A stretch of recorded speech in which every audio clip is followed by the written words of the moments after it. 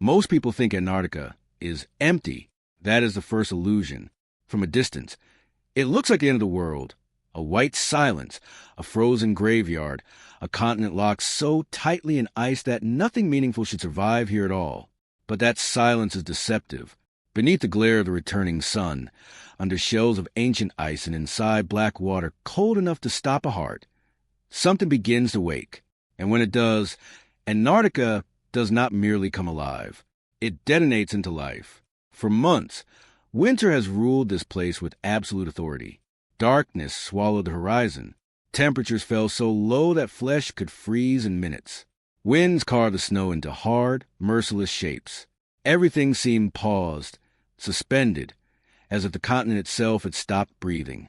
Then the sun returned, not gently and not for a few hours a day. It came back with a strange, relentless power, circling the sky and refusing to leave. Day no longer ended. Light poured across the ice without mercy, and with it came the first sign that Antarctica was never dead at all. The ice begins to loosen its grip. Coastal margins crack. Openings appear in the frozen skin of the sea. Dark water reemerges, and scattered patches of bare rock break through the white, like old bones surfacing from another age. It feels like a miracle, but the greatest transformation is one most eyes would miss completely. Because in Antarctica, the most important change does not begin with whales, seals, or penguins. It begins with something so small, it is nearly invisible. In the endless summer daylight, microscopic algae bloom in the surface waters. Phytoplankton, tiny drifting plants, multiply in impossible numbers, turning parts of the Southern Ocean into an emerald haze. To the eye, it looks like colored water. In reality, it is the beginning of a feast so immense it can summon giants from across the planet. These organisms are small enough to disappear on a fingertip, yet they form the foundation of one of the richest marine food webs on Earth. And once this green engine starts running, the rest of Antarctica begins to move with it. The next arrivals are stranger than fiction. Krill, small, translucent crustaceans no bigger than a finger, gather in superswarms so enormous they can stretch for miles. Billions upon billions pulse together in the water like a single living cloud. They shimmer just beneath the surface, turning the sea into a reservoir of concentrated energy. It is one of the great biological paradoxes of Earth, a continent of apparent emptiness built on creatures so tiny they should feel insignificant, yet almost everything here depends on them. And soon, the ocean will reveal just how much. Far out at sea, a shape appears. Then another. At first they seem like dark fragments of the horizon itself. But the illusion breaks with a thunderous exhale. A column of vapor erupts skyward. Then a vast back rolls through the water, long and impossibly smooth, as though part of the ocean has risen and learned to breathe. The blue whales have arrived. Nothing truly prepares you for scale like a blue whale. At more than 100 feet long and weighing as much as 200 tons, it is not simply the largest animal alive today. It is the largest animal known to have ever existed. Bigger than the greatest dinosaurs. Bigger than any land beast that ever thundered across the earth. Its heart alone can weigh as much as a small car. And yet what brings this titan to Antarctica is not some monstrous prey, not another giant, but krill, delicate creatures so small they could vanish in your hand. That contradiction is part of the wonder. To survive, a blue whale must feed with astonishing efficiency. When it finds a dense swarm, it surges forward and opens its mouth to an almost unthinkable size, engulfing a volume of water and prey that can exceed 70 tons in a single lunge. Its throat expands. Its body becomes a living net. Then, using comb-like baleen plates, it filters the water back out and traps the krill inside. In the short Antarctic summer, a single blue whale can consume up to 4 tons of krill each day. For every mouthful, millions of tiny lives disappear. But even that is not the full story, because the blue whale does more than feed here. It helps sustain the very ocean that feeds it. Each dive, each exhale, each plume of nutrient-rich waste helps fertilize surface waters, feeding the microscopic life below. The giant is not only a consumer, it is part of the engine. And in Antarctica, the difference between survival and collapse often depends on such hidden connections easy to miss until they're broken. Then, across the same cold waters, another sound begins to travel. Not a roar, not a splash, a song. It carries for miles through the deep, a haunting sequence of moans, pulses, and rising phrases that feel older than memory. Somewhere below, a humpback whale is calling. These whales also travel to Antarctica in summer, drawn by the same astonishing abundance. Smaller than blue whales, but still immense, reaching more than 50 feet and weighing up to 40 tons. Humpbacks arrive with an urgency written into their bodies. They must feed hard and fast, storing the energy that will later carry them back across the world to warmer breeding grounds. When a humpback surfaces near the ice edge, there is a sense of contained power in every movement. Its blow dissolves into the frigid air. Its black dorsal ridge hangs at the surface for a moment, motionless against drifting ice, before it slips beneath the water again. Down below, the performance becomes far more elaborate. Humpbacks do not simply rush into prey. They engineer the hunt. A group will dive beneath a school of krill and begin to spiral upward, releasing streams of bubbles as they climb. Those bubbles form a shimmering cylinder, a trap made of air. Krill, confuse and compress, cluster tighter and tighter. Then comes the strike. The whales lunge upward through the center, mouths wide, bursting from below into a storm of white water and panic. It is called bubble net feeding, and it is one of the most spectacular hunting strategies in the natural world. Grace and brutality fused into one movement. Yet even here, among abundance, the rhythm is unforgiving. Summer is brief. Every meal matters. Every day of plenty is shadowed by the certainty that darkness will return. The whales know nothing of the human word deadline, but their lives are governed by one: feed now, travel later, survive the crossing, return if you can. And already, above the waterline, other hunters are gathering. They have crossed oceans to be here. Some ride the wind for days without landing. Others have come from the opposite end of the earth. Antarctica's feast is only beginning, and the sky is about to fill with wings. By the time the whales begin carving paths through the krill-rich seas, the sky above Antarctica is no longer empty. It becomes a corridor, then a battleground, then a stage for some of the longest and most astonishing journeys in the natural world. But nothing overhead arrives by accident. Every wing beat is timed to the same invisible clock, and every traveler is chasing the same thing: the brief, explosive abundance of the Antarctic summer. One of the first masters of this aerial kingdom barely seems to fly at all. It glides. The wandering albatross moves over the Southern Ocean with such eerie ease that it can feel supernatural, as if the bird has discovered a loophole in physics. With a wingspan stretching beyond 11 feet, it is among the largest flying birds on Earth. Seen from below, it looks less like a creature than a fragment of weather. White, patient, untouchable. It can cross thousands of miles of ocean without ever setting foot on land. And somehow, it does so while spending astonishingly little energy. Its secret lies in the wind itself. The albatross practices a technique called dynamic soaring, rising and dipping through layers of moving air to steal momentum from the atmosphere. It banks low over the waves, then climbs, then cuts again, harvesting speed from the invisible architecture of a storm. Where another bird would flap, strain, and tire, the albatross simply reads the air and lets the planet carry it forward. It is not stronger than the ocean. It is better at listening to it, and it listens because it must. Antarctica in summer is generous, but only to those who know how to reach the feast before it closes. The albatross arrives when the ocean's productivity peaks, patrolling the waters for squid, fish, and the scattered rewards of sea in overdrive.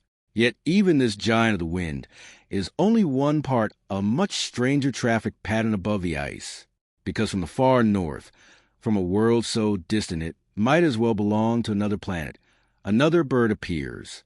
Smaller, sharper, more restless. The Arctic tern. If the albatross is a drifting sovereign, the tern is a pilgrim of light.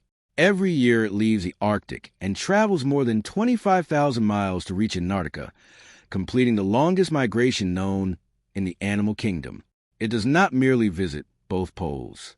It chases summer from one end of the earth to the other, living in more daylight than almost any other creature alive. To follow a bird like this is to confront a biological mystery that still humbles science. How does something so slight cross such distances so precisely? How does it return to the same feeding grounds, again and again, over featureless oceans and changing skies?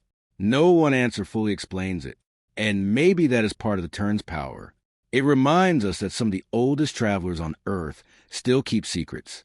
When an Arctic tern hunts, elegance turns instantly into violence. It hovers over open water, reading motion below with uncanny focus.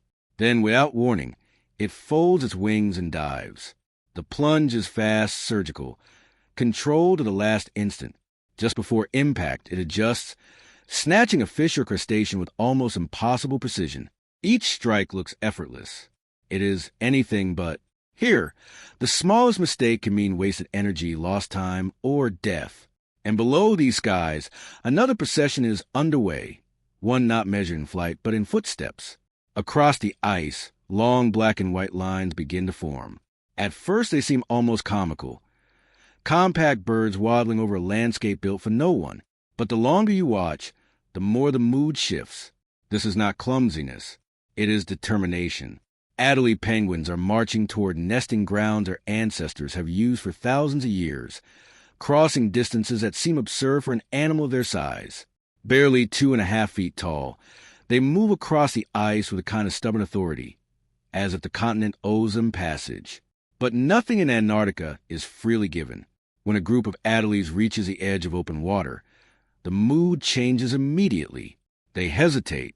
The surface below is black, reflective, unreadable. To enter means access to food. It also means stepping into an ambush zone. Somewhere beneath them, invisible against the dark, a leopard seal may be waiting. One penguin leans forward. Another pulls back. The group compresses in indecision. Then, as if triggered by a signal no human can hear, they all launch at once. In water, the transformation is astonishing. The awkward walkers become streamlined projectiles. Their wings, useless for flight, become rigid flippers that drive them forward at remarkable speed. They twist, break, dive, and turn with athletic precision, holding their breath for minutes and descending hundreds of feet in search of krill and fish. The same birds that look vulnerable on the ice become, underwater, perfectly engineered hunters. And yet, even for them, every trip is a gamble. Feed too far from shore, and the return becomes dangerous. Stay too shallow, and you risk predators. Delay too long, and chicks at the colony may weaken. The march is not symbolic. It is a series of hard calculations made in a world that punishes hesitation. Farther north, on ice-free beaches, another kind of penguin is already claiming ground with much less restraint. Chin-strap penguins arrive in dense, noisy colonies, and where adelies often feel purposeful, chin-straps feel combustible. Their black facial line gives them a neat, almost formal look, but their behavior tells a different story. These are among the most territorial and aggressive penguins in Antarctica. Breeding space is contested. Pebbles for nests are stolen. Fights erupt over inches. The colony becomes a churning mass of argument and instinct. And there is something else about these birds that matters beyond their own survival. Scientists watch them closely because chin-strap penguins are living indicators of change. Their breeding success, their distribution, their numbers, these are not just statistics. They are warnings or sometimes reassurances about the health of the wider Antarctic ecosystem. If the krill decline, the penguins will say so first. If sea ice changes, their lives will record it. In a place this extreme, wildlife becomes evidence. But abundance always attracts more than grazers and parents. Wherever the penguins gather, death begins to circle. Some predators wait in the water, invisible until the strike. Others wait in the sky, watching for panic, weakness, and opportunity. Soon the beaches, the ice edge, and the nesting colonies will erupt into scenes of theft, pursuit, and blood. Antarctica's summer may look like a season of life. It is also a season of ruthless accounting. And in the dark water just beyond the Penguin Highway, something spotted is already holding perfectly still. The first sign is usually absence.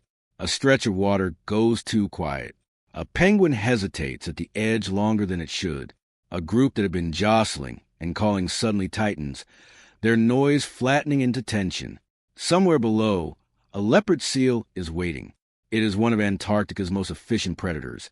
Yet even that description feels incomplete. Efficiency sounds mechanical, clinical, almost dull. A leopard seal is nothing of the sort. At over 11 feet long and weighing more than half a ton, it moves with the fluid menace of something built entirely for ambush. Its body is long and muscular, its head unusually reptilian, its jaws lined with teeth that can grip large prey, and, in a completely different mode, strain krill from the water. That alone is unsettling. Antarctica's apex opportunist can hunt penguins one day and filter tiny crustaceans the next. Few predators in the world switch so easily between brutality and precision. Its coat, marked with pale spots, blends into the broken light around sea ice. From below, it can disappear against the shimmer and shadow, and that is the terror of it. For the penguins above, danger often has no visible shape until the moment it explodes upward. The attack, when it comes, is terrifyingly fast. A leopard seal does not give warning. It launches from the dark like a missile, jaws snapping around whatever bird was half a second too slow. Water erupts. The colony screams. Then the seal vanishes again, taking its prize into the black. What happens next is even more brutal. To process prey too large to swallow whole, the seal thrashes it violently at the surface, tearing flesh away with shocking force. It is a scene of raw predation stripped of every illusion, and yet, as with so much in Antarctica, the full truth is stranger than the first impression. Researchers have documented cases in which leopard seals interacted with penguins without attacking them. In some instances, they seemed almost curious or even oddly restrained. No one fully understands why. Is it play? Practice? Something more complex? The same animal that can erupt into deadly violence may also display behavior we are only beginning to interpret. That uncertainty makes the seal even more compelling. It is not just dangerous, it is mysterious. Above the carnage at the waterline, other opportunists are already watching. If the leopard seal is the assassin of the sea, the skua is the pirate of the air. Sleek, sharp-eyed, and relentless, skuas thrive on disorder. They raid nests, steal food, scavenge carcasses, and harass other birds until panic does the work for them. Intelligence is their greatest weapon. A skua does not need brute strength when it can manipulate chaos. It circles high above penguin colonies, studying movement, waiting for the instant a parent looks away or a chick strays too far from shelter. Then it drops. Sometimes the attack is simple. One bird swoops and sees an exposed chick. Other times it is coordinated. One skua distracts the adults, drawing frantic attention and angry calls, while another darts in from the side to snatch the real prize. It is theft elevated to strategy. In a place where resources are concentrated and time is short, cunning can be as decisive as claws. And while skuas work the colony from above, another theater competition is erupting farther along the coast. The beaches are beginning to roar. Antarctic fur seals are returning to their breeding grounds in vast numbers, crowding rocky shores that will soon become kingdoms of noise, conflict, and fragile new life. The bulls arrive first, and they arrive ready for war. Heavy-necked and powerful, some weigh over 400 pounds, and each one is obsessed with the same temporary prize, a small stretch of beach. To us, these territories look absurdly small, just patches of stone and surf. But to a male fur seal, that patch is destiny. It is where females will arrive. It is where pups will be born. It is the stage on which his entire breeding season will succeed or fail. So he defends with astonishing aggression, throwing back his head to roar at rivals, lunging in sudden attacks, and absorbing wounds that would send many animals fleeing. The beach becomes a map of short-lived empires, each guarded by an exhausted, furious king who can lose everything in a single fight. Then the females arrive, heavy with the pups they have carried through winter. Within days, the colony changes again. Newborns appear, small, black, vulnerable, and already surrounded by a world loud with threats. The mothers clean them, nurse them, memorize their voices. That bond must form fast. In the crush of a breeding beach, one mistake can separate mother and pup, and in Antarctica, separation can quickly become a death sentence. But while the beaches stage this drama of birth and dominance, farther out among the pack ice, another seal lives a very different life. Quieter, less theatrical. Just as important, crab-eater seals, despite the name, do not eat crabs at all. Their true specialty is krill, and in many ways they are the Antarctic summer distilled into a single species. Elegant, pale, and astonishingly abundant, crab-eaters are thought to number in the millions, making them among the most numerous large mammals on Earth. They haul out on ice floes in scattered groups, appearing almost idle. But that calm is deceptive. Every aspect of their design points toward one purpose: filtering as much krill from the Southern Ocean as possible. Their teeth are extraordinary, lobed, interlocking structures that act like a sieve. When a crab-eater feeds, it takes in water packed with krill and forces the water back out, trapping prey with remarkable precision. It is such an efficient system that a single seal can consume huge quantities each day. Collectively, crab-eater seals may eat more krill than all other Antarctic predators combined. That means these seemingly unassuming animals are not just participants in the ecosystem. They are one of its great shaping forces. And still, summer does not last. Even at its peak, there are hints of retreat. The light remains, but the angle begins to change. The urgency in the colonies deepens. Adults feed harder. Chicks grow faster. Every creature seems to sense the truth before it becomes visible. The season of plenty is running out. Soon the sun will begin its long withdrawal. The open water will narrow. The continent will harden again. Many of the animals now feasting or breeding will leave, racing north before the trap closes. But some will stay. And the ones that stay are not merely survivors. They are specialists in a level of hardship so extreme it almost defies belief. Because Antarctica in winter does not just test life. It strips life down to its absolute limit. And somewhere in that darkness, the most extraordinary parental gamble on Earth is about to begin. When Antarctica starts closing on itself, it does not happen all at once. That would almost be merciful. Instead, the change arrives slowly enough to feel inevitable and fast enough to feel frightening. The sun lowers, then lingers, then begins to disappear altogether. The sea, once fractured with openings of dark life-filled water, starts sealing over again. Temperatures that hovered near freezing plunge into a realm where exposed skin can fail in minutes. The summer feast ends. The roads out begin to vanish. And then the continent reveals the truth it had been postponing all along. Winter here is not a season. It is an ordeal. Many animals flee before the trap fully closes. Whales leave, migratory birds apart. Colonies thin, beaches empty. But not everything escapes. Some creatures remain, and their decision to stay transforms them into legends of biological endurance. The emperor penguin is one of them. At first glance, it seems impossible that any bird could breed in an Antarctic winter. It sounds like a fatal mistake written as instinct. Yet emperor penguins do exactly that, and they have done it for countless generations. They do not wait for easier conditions. They move toward the worst of the year on purpose. And the deeper you look into that strategy, the more astonishing it becomes. Deep in places like the Weddell Sea, thousands of emperors gather on the sea ice. They are taller than any other penguin, some standing over 3 feet high, with a weight and composure that give them an almost ceremonial presence. Seen from a distance, the colony looks like a shifting dark stain against an endless white plain.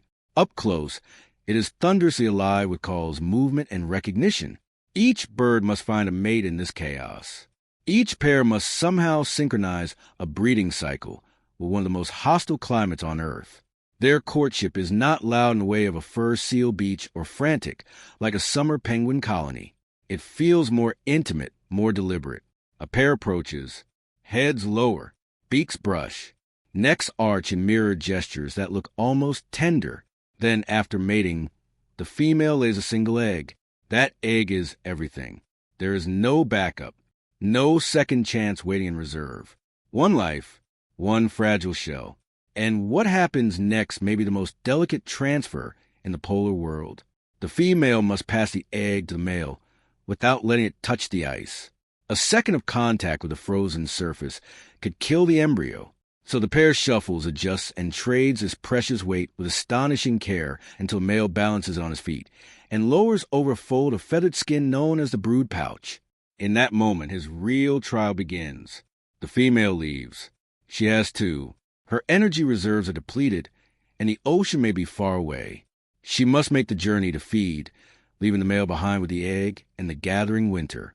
From then on, he will endure about 2 months without eating. He will stand through darkness, gale-force winds, and temperatures that can plunge to -40. He will lose enormous portions of his body weight, and through all of it, he cannot drop the egg. No image captures emperor penguins more powerfully than the huddle. Thousands of males draw together into dense formations, each bird pressing close to others for warmth, turning a colony into a living fortress against the cold. But even here there is complexity. The huddle is not static. Birds on the outside slowly work inward, while those in the warmer center eventually rotate out, a constant collective adjustment that shares exposure across the group. It is survival as choreography. No single bird could endure the winter alone. Together, they create conditions that make the impossible barely achievable.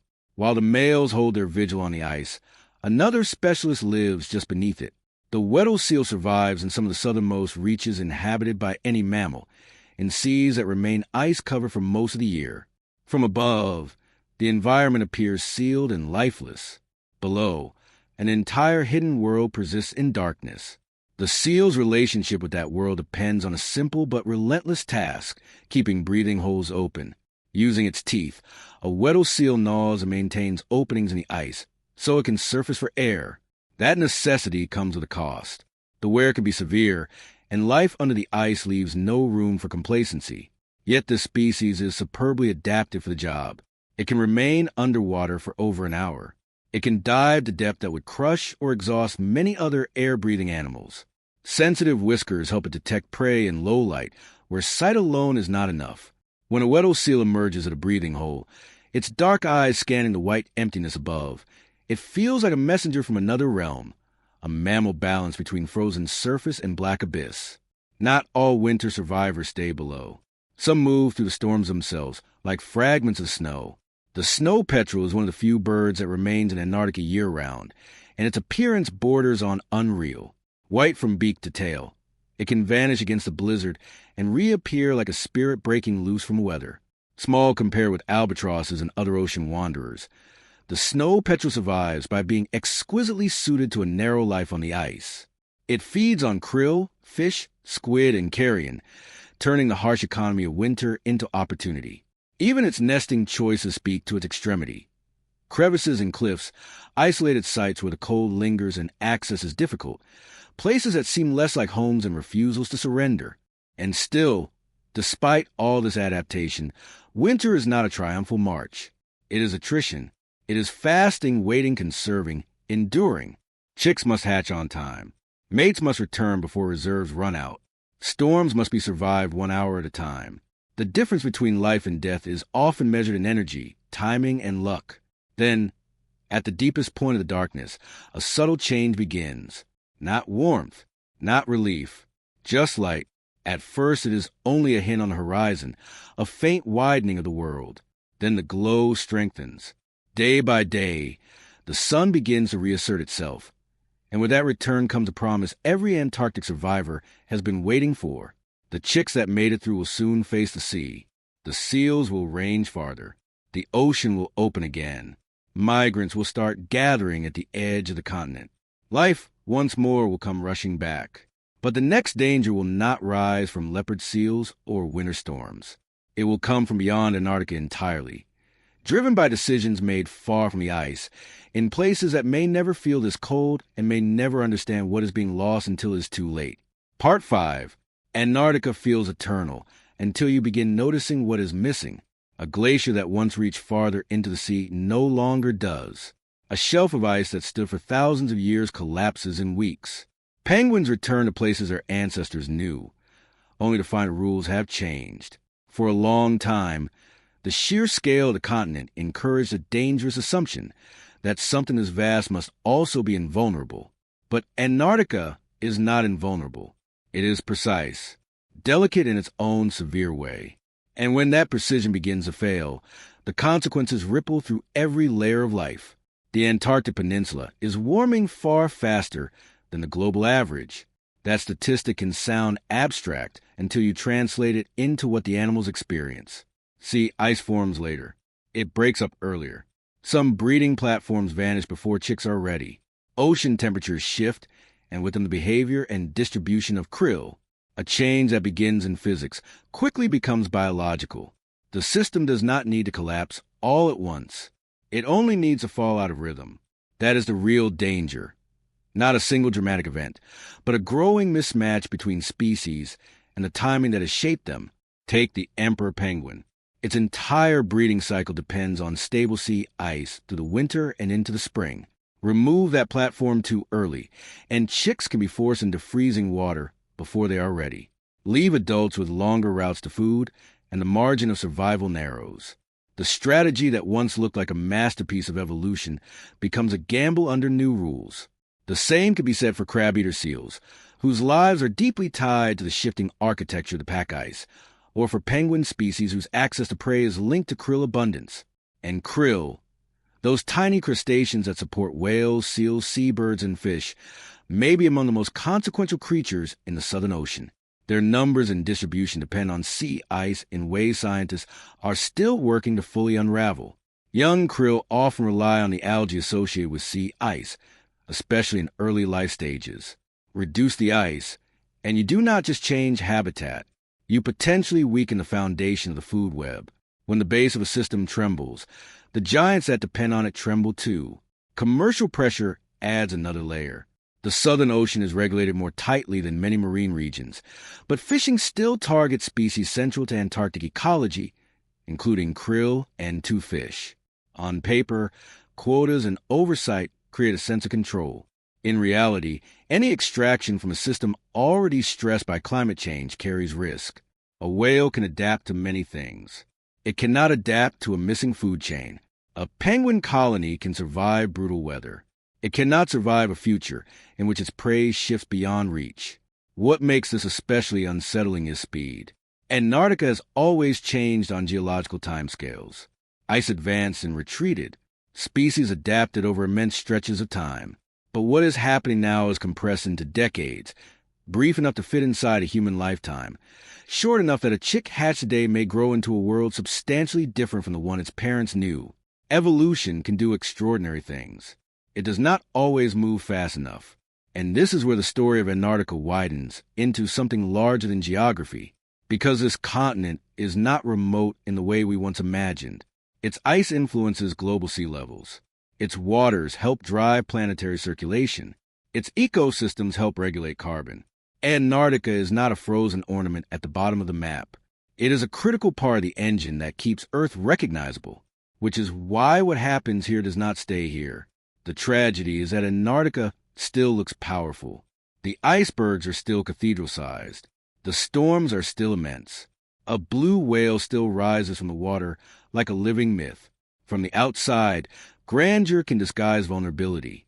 But nature often looks strongest just before the deeper consequences become visible. And then, without warning, the script of Earth itself seems to lurch somewhere completely different, far from the Antarctic cold. Under a sky of heat and gold, another ecosystem pulses with tension. At first, it appears to be the opposite of the polar south in every imaginable way. Warm instead of frozen, dusty instead of white, crowded with grass rather than sealed by ice. But that contrast is misleading, because the African savanna, like Antarctica, is built on balances so exact that a single disruption can reshape the lives of everything within it. Here, too, survival is never simple. Here, too, abundance can vanish in an instant. And here, too, power often belongs to the creatures we least expect. At dawn, the lion emerges, not as a symbol, but as a question. What does it actually mean to be king in a place where every day is a test? The mane, the roar, the stillness under a rising sun. These suggest dominance. Yet nothing about savanna life is secure. A resident male may rule today and be challenged tomorrow. A pride may feast one week and fail repeatedly the next. Beneath the image of strength lies constant exposure to rivals, to hunger, to injury, to time. The savanna looks open, but it is filled with hidden contests. Lionesses hunt with tactical coordination, drawing close through grass and shadow before exploding into pursuit. The prey herd breaks in dust and panic. A single error from the hunters means wasted energy. A single delay from the hunted can mean death. Every chase is not just action, it is arithmetic. But if lions are the obvious rulers, they are not the only force shaping this world. In the twilight comes the cackle of the spotted hyena, one of the savanna's most misunderstood powers. It is cleaner, killer, scavenger, strategist, and social tactician all at once. Its jaws can crack bone. Its clans can overwhelm larger predators through cooperation. Its society is led not by males, but by dominant females, larger, fiercer, and central to clan structure. That alone overturns a familiar expectation, and the savanna is full of such reversals. Then there is the leopard, nearly invisible until it chooses not to be. Solitary, patient, and exquisitely camouflaged, it survives not by announcing itself, but by erasing itself into branch and shadow. High in a tree, it becomes a shape your eye can almost grasp and then loses again. Everything about it asks the same question: how much power can exist in silence? And this is only the beginning. Because the plains are about to fill with speed, migration, ambush, endurance, and brute force. Herds will move like weather. Rivers will become killing zones. Giants will graze, dig, trample, and transform the landscape beneath their feet. The savanna may look bright and open, but its secrets are every bit as layered as those buried beneath Antarctic ice. And before the day is over, the fastest land predator on Earth will force every other creature into a race they may not survive. Part 6. You hear the savanna before you understand it, not because it is always loud, but because every sound seems to carry consequence. A lion's roar rolling through dusk, hooves drumming dry ground, birds lifting an alarm, the grunt of hidden bodies in tall grass. Even silence feels deliberate here, as if the land itself is holding its breath before the next decision is made. And in this world of constant motion and threat, one animal turns survival into a sprint so extreme it borders on madness. The cheetah does not hunt with power and reserve. It hunts on a timer, built with long limbs, a flexible spine, enlarged lungs, and semi-retractable claws for traction. It is a machine honed for explosive acceleration. In seconds, it can reach speeds most land animals cannot comprehend. But that speed comes with a brutal limitation. A cheetah cannot maintain it for long. Every hunt is a gamble measured in heartbeats. If the chase goes on too long, the hunter overheats, exhausts itself, and risks losing everything. So when a cheetah locks onto an impala or a young antelope across the open ground, what follows is not merely a pursuit. It is a calculation against time, distance, and failure. Its dark tear marks, stretching from the eyes to mouth, reduce glare and sharpen focus in the fierce light. The body remains astonishingly level as it runs, tail acting like a rudder through turns that should be impossible at such speed. Then comes impact or escape. There is rarely an in-between. And even a successful kill does not guarantee a meal. Lions, hyenas, and other competitors may appear within minutes, ready to steal what the cheetah has spent so much to claim. In the savanna, victory is often temporary. Across these same plains, a far larger drama unfolds with the season's shifting reins. Herds begin to move, first in scattered lines, then in numbers so vast they seem to reshape the horizon itself. Zebra, wildebeest, dust, distance. The Great Migration is one of Earth's most overwhelming biological events, a journey of instinct and necessity stretching across enormous landscapes in pursuit of fresh pasture and water. It is also a moving ecosystem. Zebra often lead, grazing down the coarser upper grasses and exposing the softer growth beneath. Wildebeest follow, feeding on what the zebra leave behind. Their relationship is not sentimental. It is functional, timed by appetite, movement, and memory. Together, these herds keep the plains in motion and the grasslands renewing. Their hooves churn the soil. Their dung fertilizes it. Seeds move with them. Predators track them. Scavengers rely on them. Even the land seems to breathe with their passage. But every migration contains a trap. Rivers. At the crossings, hesitation builds like electricity. The water may look calm, but danger gathers beneath the surface. Now crocodiles wait with the stillness of old stone, patient enough to let fear do half the work. These reptiles are among the most ancient and efficient predators alive, massive, armored, and devastatingly strong. They do not need to chase in the open. They let the river bring prey to them.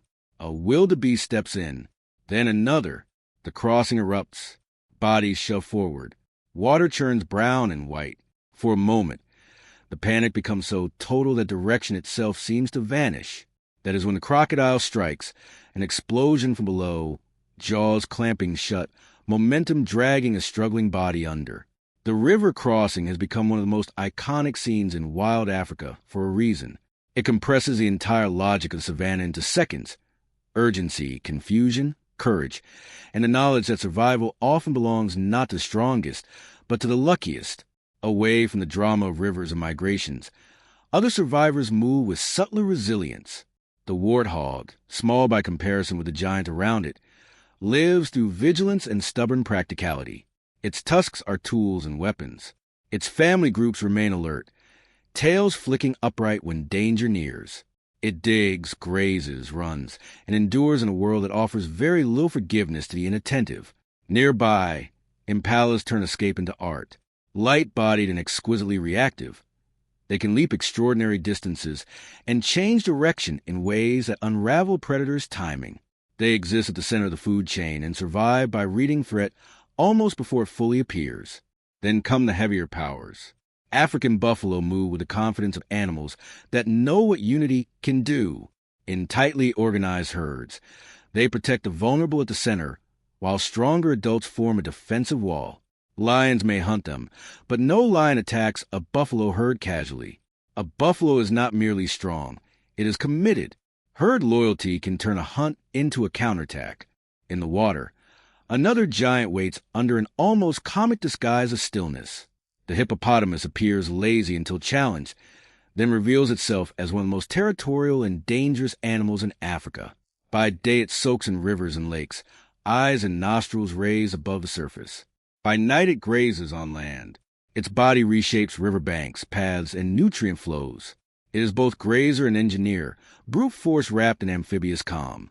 And then there is the elephant. If Antarctica has a blue whale as an impossible giant, the savannah has the African elephant, a presence so immense and intelligent that the landscape itself seems to adjust around it. Elephants do not simply move through habitats. They modify them. They open paths, knock down trees, dig for water, disperse seeds across great distances. Led by matriarchs whose memory can guide a herd through drought and scarcity, they embody another truth the natural world repeats in different forms, that survival often depends not just on strength, but on experience. Rising above even them in height, the giraffe watches the plains from a perspective no other herbivore can match. With its long neck and towering frame, it reaches foliage beyond the grasp of competitors, while also serving as an unwitting lookout for the world below. Other animals often remain nearby, benefiting from its early warning vision. Yet the giraffe's grace conceals force. Those long legs can deliver lethal kicks. Even here, beauty carries its own weapons. And that may be the most important lesson shared by both Antarctica and the savannah. These worlds look radically different. One is shaped by ice, darkness, and the return of light. The other by heat, grass, and the chase after rain.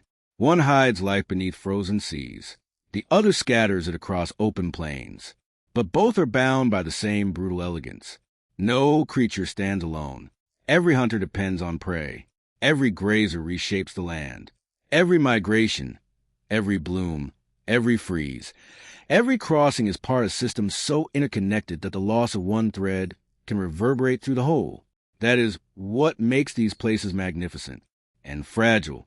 In Antarctica, a change in sea ice can alter the fate of penguins, krill, and whales.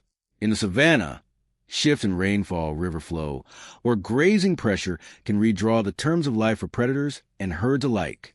The spectacle can distract us. The lions roar, the whales blow, the thunder migration, the emperor's huddle. These feel timeless. But timelessness is one of nature's most beautiful illusions. As the sun sinks over the African plains and the horizon burns gold, the savannah seems eternal. As the Antarctic light circles above blue ice and black water, the frozen south seems beyond harm. Yet both are living systems, not monuments. They endure only so long as their relationships endure. And that leaves us with a question both worlds now ask in different voices. What happens when the balance breaks?